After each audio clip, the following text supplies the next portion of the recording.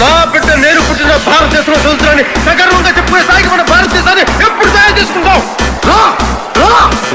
పోరాడితే పోయేదేవి లేవరా ఎదవ బానిస సంఖ్యలు తప్ప.